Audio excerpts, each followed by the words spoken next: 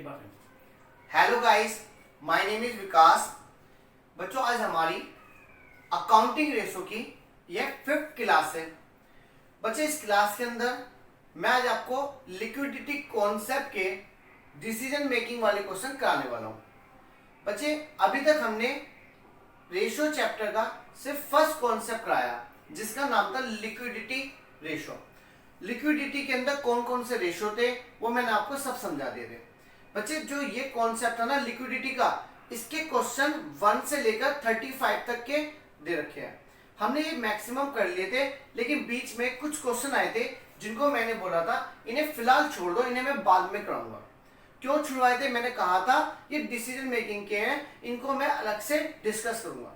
तो बच्चे, आज मैं वही क्वेश्चन कराने वाला हूँ डिसीजन मेकिंग के, लेकिन बहुत इंपॉर्टेंट क्वेश्चन माने जाते हैं ये।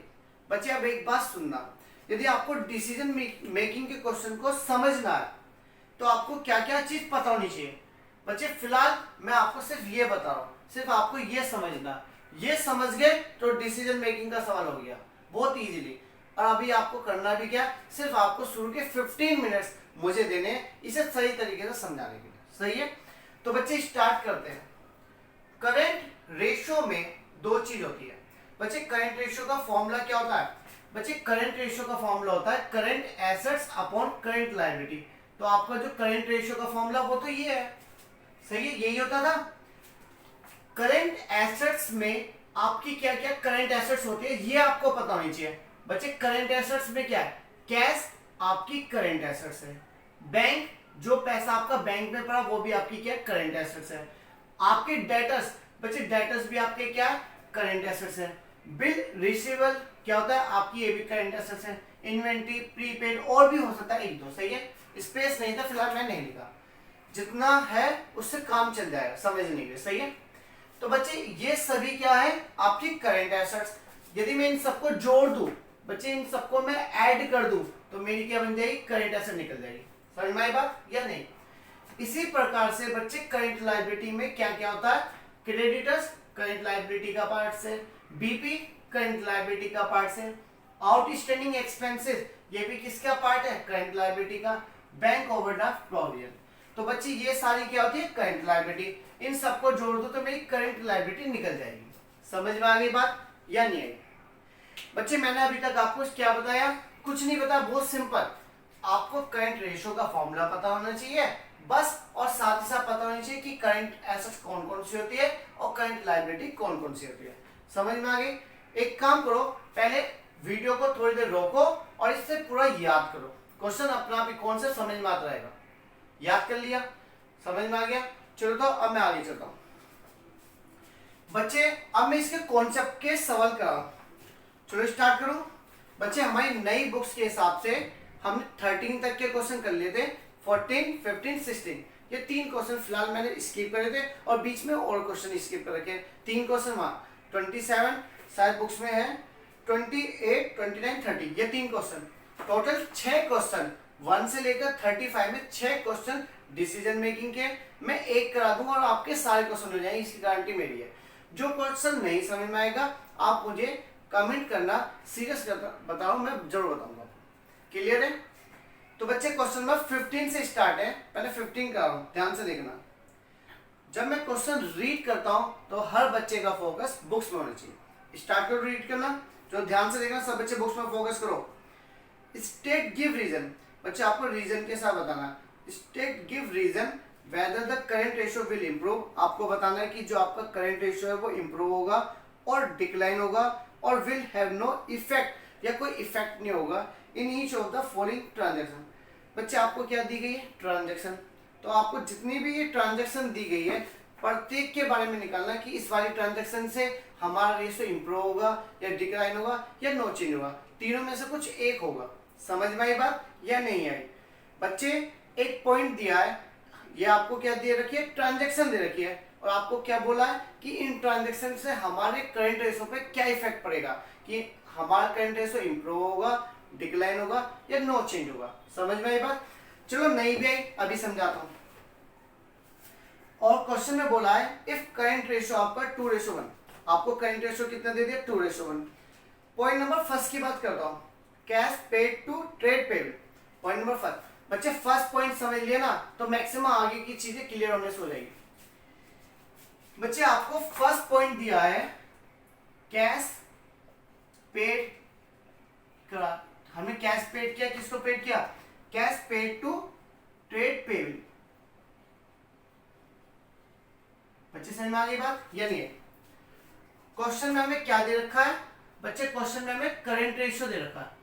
करंट रेशियो हमें दे रखा है, कितना दे रखा है करंट रेशियो? 2:1।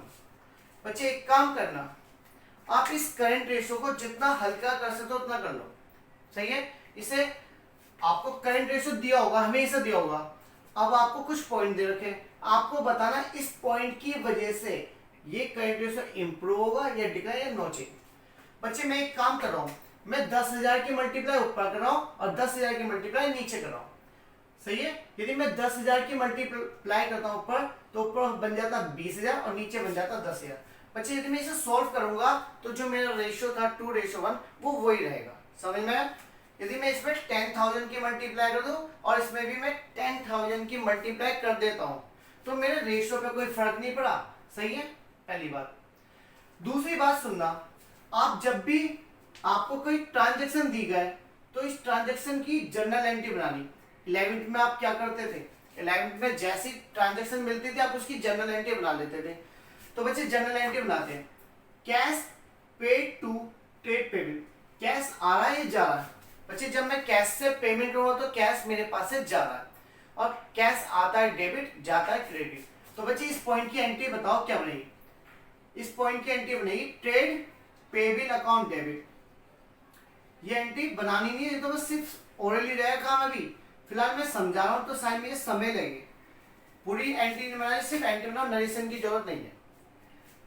जब हमने पेमेंट्स करी, ट्रेड पेबल की एंट्री बनी, trade payable account debit to cash. बच्चे इसमें कोई अमाउंट नहीं दी, तो इसमें मैं एक अमाउंट अपने पास से ही एग्ज्यूम करूंगा। जैसे मैंने इन्हें अमाउंट में कंसीडर करा, तो मैं इसमें भी अमाउंट कंसीडर करूंगा।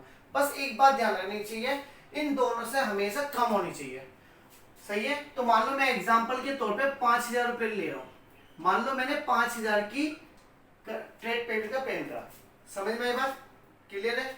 बच्चे जो भी रेशियो दे रखा है पहले उसे तो 1000 में बना लो, उसके बाद जो अमाउंट होगा वो भी 1000 में लोगे, लेकिन बिलो होनी चाहिए इन दोनों से। ये बात समझ में आएगी? अब आगे सुनना बच्चे, जब आपने पेमेंट्स करा तो आपके कौन कौन से अकाउंट इफेक्ट हुए? एक तो ट्रेड पेबल का इफेक्ट पड़ा, ये आपकी किसका पार्ट है? ये आपकी करंट लायबिलिटी का पार्ट है। जो कैश है वो आपकी करंट एसेट्स का पार्ट है। तो इन दोनों का इफेक्ट इसमें कंसीडर करके देखो और फिर पता लगाओ कि रेशियो इंप्रूव होगा डिक्लाइन। बहुत इजी। बच्चे ट्रेड पेबल क्या होती है? आपकी करंट लायबिलिटी। जब आप लायबिलिटी का पेमेंट करते हो तो लायबिलिटी इंक्रीज होता है डिक्रीज। बच्चे जब मैं पेमेंट्स करूंगा तो कैश तो मेरा क्या होगा? कम होगा। करंट एसेट्स, कैश ऊपर है, करंट एसेट्स, ये करंट एसेट्स है ना, तो मेरा कैश कम हो जाएगा 5,000 से, और साथ ही साथ मेरी लायबिलिटी भी कम हो जाएगी 5,000। समझ में आई बात या नहीं आई? बच्चे जब मैं पेमेंट्स करूंगा तो मेरी नीचे से करंट लायबिलिटी कम होगी, ऊपर से मेरा कैश कम होगा।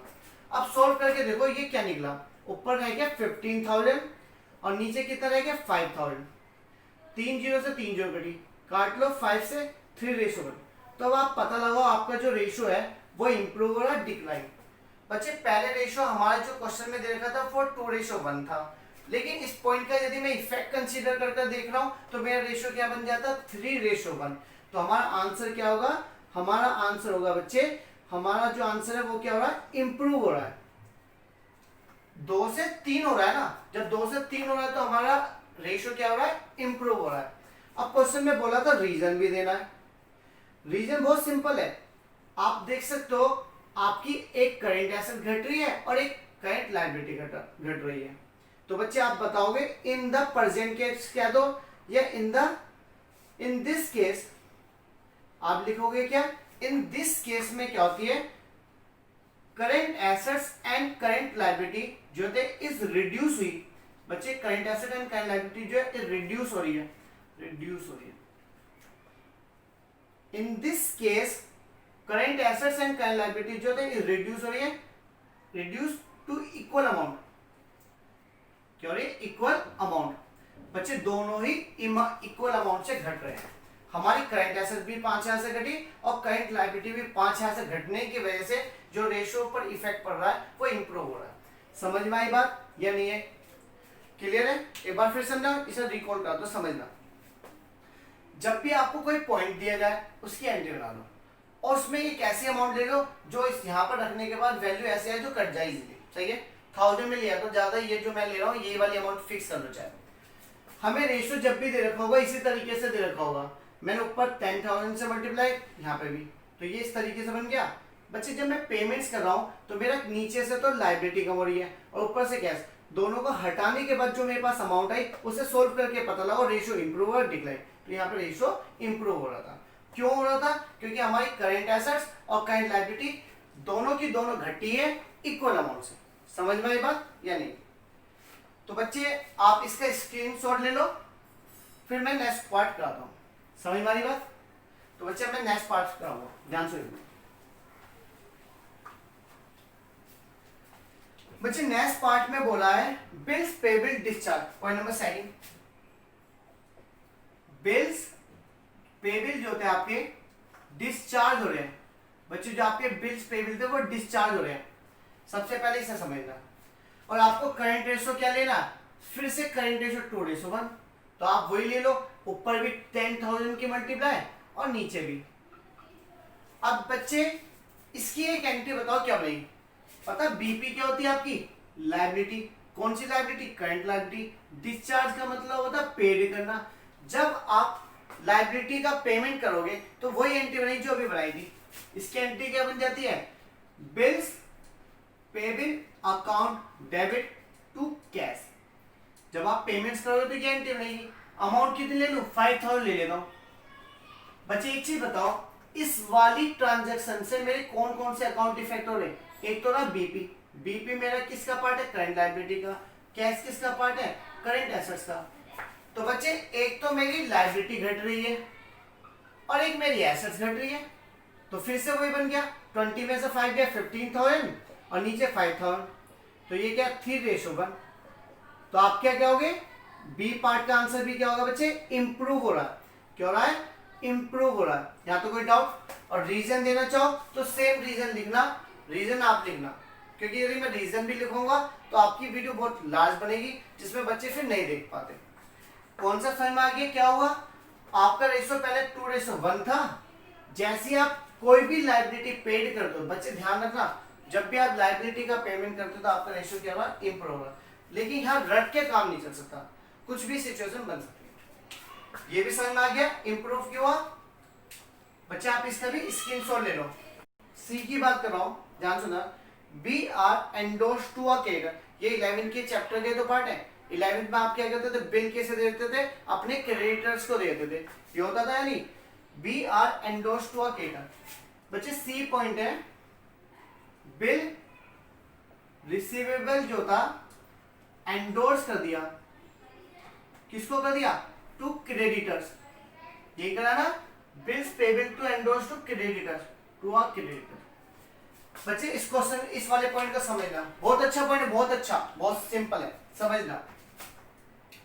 बच्चे आपको जो करंट रेशियो दे रखा है वो 2:1, तो इसे भी वही बना लो, 20,000 बना लो ऊपर और नीचे 10,000 बना लो। ऊपर मैंने 4 जीरो से मल्टीप्लाई करी तो नीचे भी 4 से गवा, बस ये ध्यान रखना।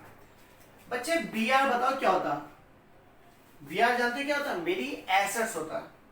मैंने एक बिल बनाया, अब उस बिल की मैं 4 सिचुएशन करता था 11 में। या तो मैं उसे अपने पास रखूं ड्यू डेट तक, या मैं उसे बैंक को बेच कर आ जाऊं, ये होता था। या मैं अपने बैंक में कलेक्शन के लिए गिर रहा हूं, या मैं क्या करता था?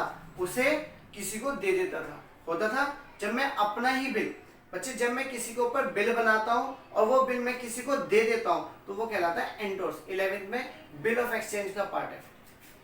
बी आर एंडोर्स का मतलब होता है किसी को देना, एंडोर्स करना। टू किसको दिया? क्रेडिटर्स। बच्चे एक चीज बताओ, मेरे पास एक व्यक्ति पैसा मांगना आता है, भाई पैसा दे पैसा दे। मैंने कहा भाई पैसे तो है नहीं, तो मैंने उससे क्या कहा? मैंने कहा भाई मेरे पास एक बिल पड़ा है, एक काम कर तू उसे ले जा। वो बी आर मेरा किसके बराबर है? कैश के बराबर है। समझ में आई बात है नहीं? तो बच्चे इसकी एंट्री क्या बनेगी? इसकी एंट्री बनेगी क्रेडिटर्स अकाउंट डेबिट और टू बी आर। फिर से अमाउंट 5000 ले लो, हमें से इनसे कम लेनी है, सही है बच्चे। क्रेडिटर्स क्या होती है, करेंट लायबिलिटी, बीआर क्या होता है, करेंट एसेट्स। फिर से सेम पॉइंट, फर्स्ट पॉइंट की तरह ही है बच्चे। मेरी एक तो लायबिलिटी घट गई, मेरी एक लायबिलिटी घट गई और एक मेरी एसेट्स घट गई, तो फिर से वही आएगा 3:1 बनेगा। और 3:1 से इफेक्ट क्या नजर आएगा, आपका रेशो इंप्रूव होगा। समझ में आ गया ये वाला पॉइंट भी, आगे कराने की जरूरत है क्या, चलो मैं करा देता हूं, कोई नहीं बच्चे। जब भी मैं अपना बिल किसी को देता हूं तो बिल मेरा क्या एसेट्स है, तो ये बिल मेरे पास से, ये वाली जो एसेट्स है, ये वाली एसेट मेरे यहाँ से चली जाएगी, जैसी चली जाएगी तो मेरी करेंट एसेट्स का। दूसरी बात, मैं किसे दे रहा हूँ, अपने क्रेडिटर्स को। मैं जब क्रेडिटर्स को बिल दे दूंगा तो क्या क्रेडिटर्स मेरे बचेंगे, बुक्स में नहीं बचेंगे, वो भी खत्म। इधर से बीआर खत्म, इधर से क्रेडिटर खत्म। जब ये दोनों खत्म हो जाते हैं तो बताओ क्या होगा, ऊपर से भी घटेगी वैल्यू, नीचे से भी घटेगी। तो बच्चे आप लिख सकते हो 15,000 ऊपर बचेगा, नीचे 5,000। ये तो सिर्फ हम पता लगाने के लिए कैलकुलेशन कर रहे हैं, ये दिखा के नहीं आनी क्वेश्चन में, ये कैलकुलेशन हमें दिखानी नहीं, हमें तो सिर्फ क्या देना है, आंसर देना। सी पार्ट का रेशो भी इंप्रूव हो रहा है, क्या लिखेंगे, इंप्रूव हो रहा है। और रीजन आप देना चाहते हो तो जो मैंने फर्स्ट लिखा है वही चल जाएगा। क्या कहेंगे, इन द प्रेजेंट केस में current assets and current liability is reduce हो रही है टू इक्वल अमाउंट, सिंपल। यहां तो बात समझ आई या नहीं आई बच्चे। आप थर्ड केस का भी स्क्रीनशॉट ले लिए, हो गया। चलो तो बच्चे मैं आगे चलता हूं। इसके बाद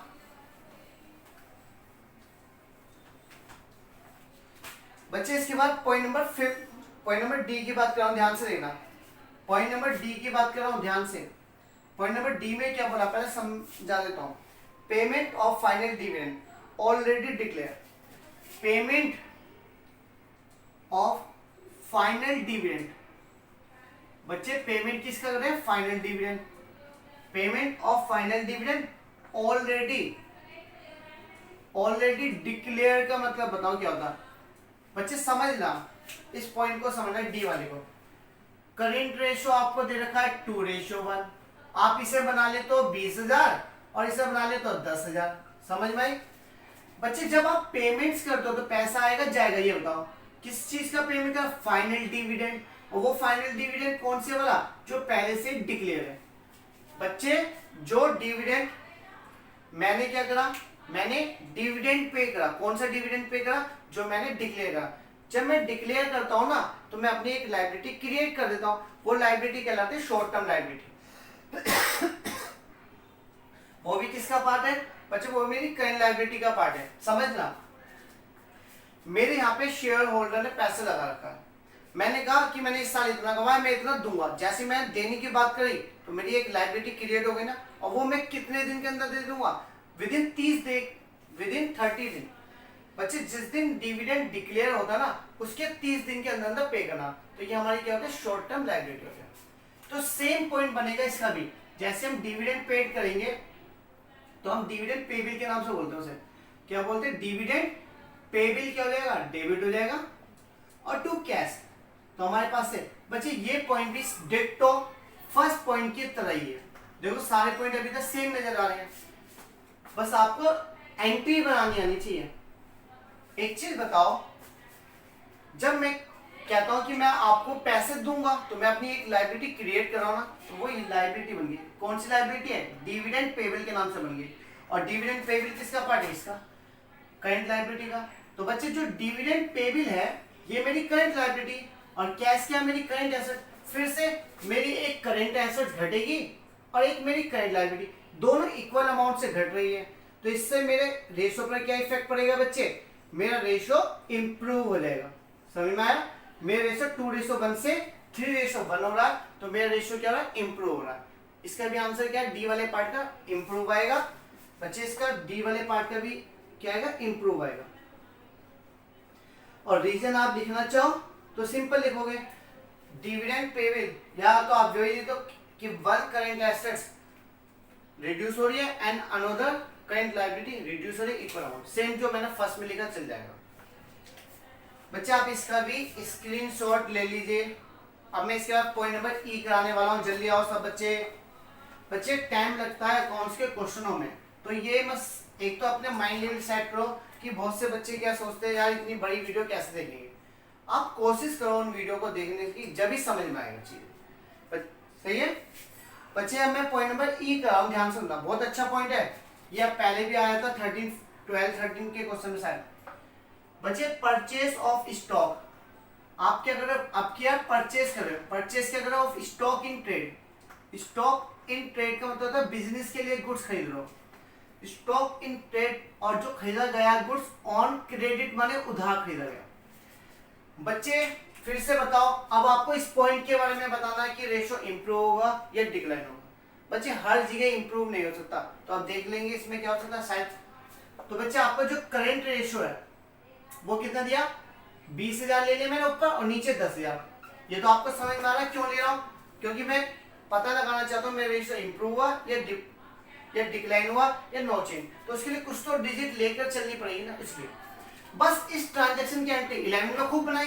परचेज करने की एंट्री क्या होती थी बच्चे, परचेज करने की एंट्री होती थी परचेज अकाउंट डेबिट। कैश में खरीदते तो टू कैश, यहाँ खरीद रहे उधार, जब उधार खरीदते हैं तो क्रेडिटर्स आ जाएगा। बच्चे क्या आ जाएगा, उधार खरीद रहे हैं तो क्रेडिटर्स आ जाएगा। क्लियर पॉइंट या नहीं है बच्चे, अब ध्यान से सुनना। अब हमारा जो है हमने गुड्स खरीदे, जब हम गुड्स खरीदते हैं तो एंट्री क्या होती है, purchase account debit to creditors. तो बच्चे जो मैंने परचेज कराया वो क्या करा, स्टॉक, और स्टॉक मेरा क्या होता है, करंट एसेट्स का पार्ट। जो मैंने खरीदा है वो स्टॉक खरीदा है, और स्टॉक क्या होती है मेरी करंट एसेट्स। एक तो इफेक्ट आ रहा है करंट एसेट्स पर, और ये क्या है मेरी करंट लायबिलिटी। तो बच्चे एक मेरी करंट लायबिलिटी। तो मान लो मैं यहाँ पे 10,000 ले रहा हूँ, अब की बार समझना 10 के लिए 5 से भी कम चल जाएगा, लेकिन 5 में एक प्रॉब्लम आएगी, बताऊंगा वो बाद में, पहले समझना। बच्चे मैंने गुड्स खरीदे, मैंने क्या खरीदे, गुड्स खरीदे। जब मैं गुड्स खरीदूंगा तो मेरे यहाँ पर जो एसेट्स है इन्वेंटरी, मेरा ये स्टॉक क्या हो जाएगा, प्लस हो जाएगा। मेरे यहाँ पे स्टॉक की वैल्यू और बढ़ जाएगी, तो बढ़ेगी तो मेरी करंट एसेट्स क्या हो जाएगी, इंक्रीज हो जाएगी। मान लो 10,000 से मेरी करंट एसेट्स क्या हो रही है, इंक्रीज हो रही है। दूसरी बात, जब मैं उधार माल खरीदूंगा तो मेरी लायबिलिटी भी क्या हो जाएगी, बढ़ जाएगी। मेरी कर्जे भी तो बढ़ जाएंगे, कर्जा बढ़ने की वजह से मेरी लायबिलिटी बढ़ जाएगी। तो मान लो 10,000। अब इसे सोल्व करना, 30,000 ऊपर हो गया और 20,000 नीचे हो गया, 4 जीरो से 4 जीरो से काटेंगे तो 1.5:1। बच्चे समझ में आया, पहले रेशियो चल रहा था 2:1, पहले 2 था, अब कितना हो गया 1.5।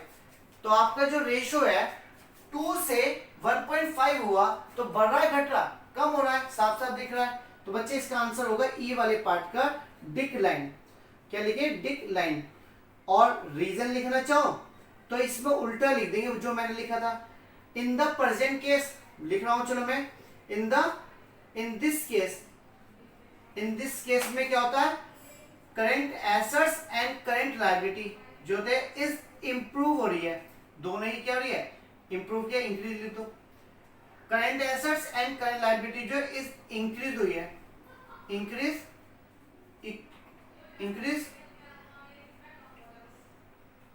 Increase two equal amount. समझ में आया या नहीं आया? तो बच्चे यहाँ पे हमारा पॉइंट नंबर ई भी समझ में आ गया। बच्चे सिंपल बताओ, जब मैं गुड्स खरीदूंगा तो मेरे बीच में गुड्स आ रहे हैं, और जो गुड्स आ रहे हैं वो मेरी क्या एसेट्स, तो मेरी एसेट्स क्या हो जाएगी, प्लस हो जाएगी। और एक चीज बताओ, उधार खरीद के लाया तो मुझे पैसे देने तो पड़ेंगे उसे, वो मेरी लायबिलिटी भी इंक्रीज हो रही है। समझ में आया? अभी मैंने आपको एक बात बोली कि मैं 5,000 क्यों नहीं लिए, 5,000 भी ले सकते हो बच्चे, 5,000 से करना चाहो 5,000 से कर लो, 5,000 से ले लो। यदि मैं 5,000 लेता हूं तो भी रेशो यही आएगा, बस फर्क आएगा, डिक्रीज ही होगा। अब देखना, ऊपर 25,000 हो गया, नीचे 15,000 हो गया। तो बच्चे 3 जीरो से 3 जीरो कटी, 5 से काटो, 5 5 जा और 5 3 जा। अब 3 से डिवाइड करना बहुत से बच्चों का नहीं होगा शायद, तो डिवाइड करना, 3 बन जा 3 2 6 1.33 समथिंग, ऐसा 1.6 समथिंग आएगा। तो आपको साफ दिख रहा है 2 से 1.6 हुआ, तो रेशियो क्या है, डिक्लाइन होगा। बच्चे यहाँ अमाउंट आप कुछ भी ले सकते हो, जब घट रही हो तो इनसे छोटी लेनी है, और जब बढ़ रही हो तो इनसे बड़ी भी चल सकती है। कोई ऐसी डिजिट लेना जो इजीली कट जाए। तो बच्चे यहाँ पे हमारा ई पॉइंट भी कवर हो जाता है। समझ में आ रही बात? चलो बच्चे आप इसका स्क्रीनशॉट ले लीजिए। इसके बाद मैं नेक्स्ट पॉइंट कराऊंगा। जल्दी जल्दी करो, फटाफट, जल्दी जल्दी, फास्ट फास्ट। बच्चे ई के बाद आ रहा है एफ पॉइंट। इसमें क्या है, B R endorse to a creator. हमने बी आर क्या करा, क्रिएटर्स को दिया और वो क्या हो गया बच्चे, डिसऑनर हो गया। एक चीज बताओ, चलो पॉइंट अच्छा है, ये भी 11 का एक पॉइंट आया हुआ है। बी आर को मैं शॉर्ट फॉर्म में लिख रहा हूँ, बिल रिसीवर को बी आर एंडोर्स करा। बच्चे हमने बी आर को क्या करा, एंडोर्स किसको करा था, टू अ क्रेडिटर। हमने क्रेडिटर्स को दिया और वो क्या हो गया, डिस ओनर हो गया। यही तो हुआ बच्चे। एक चीज सुनना, अब इस पॉइंट का इफेक्ट बताने क्या हुआ। करंट रेशियो दे रखा है 2:1, जिसको मैंने बना दिया 20,000 और 10,000। सबसे पहली बात बच्चे, पहले डिसओनर को भूल जाओ। मान लो डिसओनर नहीं है क्वेश्चन में, सिर्फ पॉइंट इतना दे रखा है। यदि मैं बी आर देता हूं क्रेडिटर्स को, तो मेरी एंट्री बनती है creditors account debit to B R. अभी बनाई थी, देखो हमने पॉइंट नंबर शायद डी में थी, नहीं पॉइंट नंबर सी में। बच्चे जब मैं बिल देता हूं तो ये एंट्री है, और जैसे ही ये वाला बिल डिसओनर हो जाता है जो मैंने दिया था, तो इसको रिवर्स कर देंगे। जब मैं इसे रिवर्स करूंगा तो एंट्री करते B R account debit to creditor. समझ में आई बात या नहीं बच्चे? जब मैं बिल देता हूं तो ये एंट्री बनती है, और बिल जो दिया था वो डिसओनर हो जाएगा, तो मुझे रिवर्स एंट्री बनानी पड़ जाएगी। तो बच्चे अब हमारी एंट्री डिसओनर की ये वाली है। अब इसका इफेक्ट देख लो, मान लो 5,000 ले लो। बच्चे बी आर पहले बताओ, बी आर क्या है? बी आर हमारी करेंट एसेट्स है, और क्रेडिटर्स क्या हमारी, ये हमारी करेंट लायबिलिटी होती है। ये हमारी बढ़ जाएगी, सही है, और हमारी करेंट एसेट भी बढ़ जाएगी। तो बच्चे ऊपर मान लो 5,000 और नीचे भी 5,000, अभी भी आया था। बच्चे 5,000 लोगे तो ऊपर हो गया 25,000, नीचे हो गया 15,000। 3 जीरो से 3 जीरो काट लो। अब इसे सोल्व करना चाहो, 5 5 जा 5 3 जा, 3 से काटेंगे, 3 1 जा 3, बच्चा 2 6 6। बच्चे क्या आएगा, तो आपका 2.5 वो 2 पॉइंट। बच्चे आपका रेशियो क्या हो गया, ध्यान से देखना, 2:1 से रेशियो आपका 1.66 हो रहा है। तो बच्चे डी के बाद एफ पॉइंट में भी आपका रेशियो डिक्लाइन हो रहा है। समझ में आ रही है बात या नहीं बच्चे? मैंने आपको एक तरीका बताया सिर्फ करने का। अब इन तरीकों को आप यदि 2-4 बार अप्लाई कर लोगे, या इस वीडियो को 2-4 बार देख लेना, सीरियस करो, हर कॉन्सेप्ट क्लियर हो जाएगा। तो इसमें भी आपका रेशियो क्या हो रहा है, डिक्लाइन हो रहा है। समझ में आ रही बात बच्चे? आप इसका भी स्क्रीनशॉट ले लो। ले लिया? अब बच्चे मैं नेक्स्ट पॉइंट कर रहा हूं।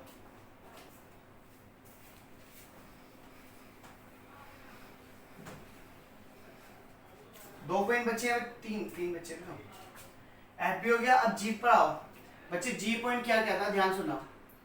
परचेस करें, ये वाला पॉइंट अभी आया था ऊपर। यहाँ पे क्या करा, purchase of stock in trade. हमने स्टॉक खरीदा इन स्टॉक इन ट्रेड, लेकिन इन कैश में खरीदा। बच्चा ध्यान से सुनना, फिर से समझना, फिर से समझो, बहुत इजी। करेंट रेशियो दे रखा है 2:1, मैंने बनाया 20,000 और 10,000। पहली बात, purchase of stock in trade. बच्चे जब मैं गुड्स खरीदता हूं तो एंट्री बनती है परचेस अकाउंट डेबिट। जब मैं गुड्स खरीदता हूं purchase account debit to cash, ये वाली बनती है। उधार खरीदता हूं तो यहाँ क्रेडिटर आता। इस बार मैंने खरीदा कैश में। तो बच्चे कैश क्या है, मेरी करेंट एसेट्स। कैश मेरे पास से कम हो रहा है, कैश मेरा क्या हो रहा है, कम हो रहा है, तो मेरी करेंट एसेट्स क्या हो रही है, घट रही है। बच्चे परचेस क्या करा, बच्चे जब मैंने परचेस करा स्टॉक, तो स्टॉक क्या होता है, मेरी करेंट एसेट्स होता है। तो स्टॉक मेरे पास आएगा तो मेरे स्टॉक क्या हो जाएगा, इंक्रीज हो जाएगा। बच्चे एक चीज बताओ, करेंट एसेट्स और करेंट एसेट्स दोनों पॉइंट, इस वाले ट्रांजैक्शन से मेरी दोनों करेंट एसेट्स पर इफेक्ट आया। बच्चे इस वाली ट्रांजैक्शन से मेरे दो करेंट एसेट्स पे इफेक्ट आया। एक करंट एसेट घट रही है और एक करंट एसेट बढ़ रही है। समझना फिर से बच्चे, जब मैं स्टॉक खरीदता हूं कैश में, तो मेरा स्टॉक क्या हो जाएगा, बढ़ जाएगा, और मेरी कैश क्या हो जाएगा, कम हो जाएगा। तो बच्चे मेरी एक एसेट बढ़ रही है, मान लो एग्जांपल के तौर पे 5,000 रुपए ले लो।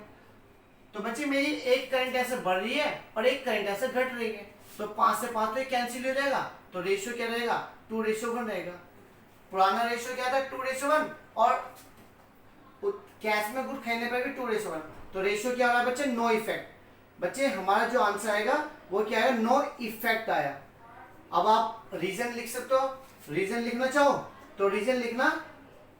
इन द प्रेजेंट केस में क्या हुआ, इन द बच्चे in the present case, in the present case में क्या हो रही है, वन करंट एसेट्स बच्चे, one current asset increase and another current asset decrease. बस इन द प्रेजेंट केस में क्या हो रही, वन करंट एसेट्स जो होता है is increase and another current assets, another current assets जो होता है इज डिक्रीज। यहां तक बात समझ या नहीं बच्चे? यहाँ पे हमारा ये वाला पॉइंट भी कंप्लीट हो गया। आप इसका भी स्क्रीनशॉट ले लीजिए। समझ में आया या नहीं? चलो बच्चे इसके बाद आगे के क्वेश्चन करते हैं। सिर्फ आपको क्या आनी चाहिए, जनरल एंट्री आनी चाहिए इनके लिए, और कुछ नहीं चाहिए बच्चे। इसके बाद एच केस है, बहुत अच्छा पॉइंट है। एच में यहां लिखा है सेल्स ऑफ फिक्स एसेट। क्या करते हैं हम, सेल्स करते हैं फिक्स एसेट्स। सही है, sales of fix asset. Question में बुक वैल्यू दे रखी है, हमें बुक वैल्यू कितनी दे रखी है, ऑफ रुपीज 50,000। 50,000 की फिक्स एसेट को बेचा, और कितने बेचा, 4 रुपीज 45। समझना। इसकी एंट्री बताओ क्या भाई, जल्दी से बताओ। चलो आप सोचो पहले, जितना मैं लिख दो बच्चे। क्वेश्चन में करंट रेशियो दे रखा 2:1, जिसको हमने 20,000 10,000 बोल दिया। यहां तक बात में बच्चे सेल्स करते हैं फिक्स एसेट। जब भी हम एसेट बेचेंगे तो पैसा आएगा जाएगा बच्चे, पैसा आया कैश या बैंक कुछ भी लिख दो, और हम बेच रहे हैं फिक्स एसेट। ये वाली बात है नहीं, मैंने 50,000 वाली एसेट्स 45,000 की बेची, मुझे लॉस हो रहा है बच्चे, मुझे लॉस भी हो रहा। अब बच्चे एक चीज सुनना, जो लॉस होता है वो किधर आता है, वो भी डेबिट आता है। Loss account debit to fix asset. बच्चे 50,000 वाली एसेट्स को मैंने 45,000 का बेच दिया और मुझे 5,000 का लॉस आ गया। सबसे पहले एंट्री तो ये वाली बनने वाली है। अब सुनना, बैंक किसका पार्ट है, मेरे करंट एसेट्स का। पैसा आ रहा है तो मेरी करंट एसेट बढ़ रही है। लॉस बच्चे, लॉस का यूज होता है कैपिटल में, यहाँ पे कैपिटल का कोई यूज नहीं, हमारी जो बिजनेस कैपिटल है वो घट जाएगी। और फिक्स एसेट, न इसका रोल न इसका रोल, तो सिर्फ हमारी करंट एसेट्स बढ़ रही है, सिर्फ एक पॉइंट पर इफेक्ट पड़ रहा है। तो हमारी करंट एसेट मान लो इन्होंने 45 ले रखी है, तो 45 की जगह कुछ भी ले लो, मान लो 10 ही ले रहा हूं मैं, अपने पास से लेकर कर रहा हूं, ऊपर कुछ भी वैल्यू जोड़कर तब रेशियो निकालना। तो बच्चों 30,000, नीचे तो कुछ इफेक्ट पड़ा नहीं, तो 3:1 हो गया। तो बच्चे हमारा रेशियो क्या हो रहा है, रेशियो फिर से इंप्रूव हो रहा है बच्चे। एच में क्या हो गया, हमारा रेशियो क्या हो रहा है, इंप्रूव हो रहा है। समझ में आई बात, इंप्रूव। रीजन लिखोगे तो रीजन लिखना बच्चे, रीजन में क्या लिखोगे, one current assets. In this case में क्या हो रहा है बच्चे, ध्यान सुना, इन दिस केस में क्या हो रही है, cash and cash equivalent increase हो रहा है। इन दिस केस में क्या हो रहा है, कैश एंड कैश इक्विवेलेंट जो है इज इंक्रीज हो रहा है। हमारा सिर्फ एक डाटा इंक्रीज हो रहा है, ये लिख दो simple. Cash and cash, cash और कैश के तो पार्ट होता है ये, कैश एंड कैश इक्विवेलेंट, तो सिर्फ ये इंक्रीज हो रहा है, हमारी सिर्फ करंट एसेट इंक्रीज हो रही है। तो बच्चे यहाँ पर हमारा एच केस भी कंप्लीट है, बस लास्ट केस लगा। बड़े ध्यान से सुनना, समझ में आ गया? इसका आप स्क्रीनशॉट ले लो सब बच्चे जल्दी से। बच्चे बहुत इजी क्वेश्चन है, टफ नहीं है, चीजों को समझना है बच्चे। आई वाला केस भी डिक्टो सेम है, और बच्चे इसका भी सेम पॉइंट वही रहेगा। बच्चे हमने इसमें 50 वाली चीज 60 में बेची, 50 वाली चीज को 60 में बेची तो उसकी एंट्री बनेगी बैंक अकाउंट डेबिट। समझना, टू क्या बेची है, फिक्स एसेट, और टू प्रॉफिट। बच्चे हमने 60,000 में बेच दी 50,000 वाली एसेट 10,000। फिर से वही देखो, हमारी करंट एसेट्स इंक्रीज हो रही है, ना इससे फर्क पड़ेगा ना इससे, क्योंकि फिक्स एसेट का कोई रोल नहीं है, प्रॉफिट का इसमें कोई रोल नहीं है, सिर्फ हमारी एक करंट एसेट बढ़ जाएगी, रेशियो इंप्रूव हो जाएगा। सेम एच की तरह होगा बच्चे। डिसीजन मेकिंग के ये वाला जो मैंने वीडियो बनाई है, इस वाली को 2 से 3 बार करके देखना, और जो इसके रिमेनिंग क्वेश्चन है वो आप करके देखना, इजीली सब हो जाएंगे। जो नहीं होंगे आप मुझे कमेंट में मेंशन करना, मैं उसे भी कहूंगा। सही है? आज के लिए बच्चा हम इतना ही रखते हैं। बच्चे वीडियो पसंद आ रही है उसको लाइक करते रहना और वीडियो को शेयर करना। ओके बच्चों, बाय, थैंक यू।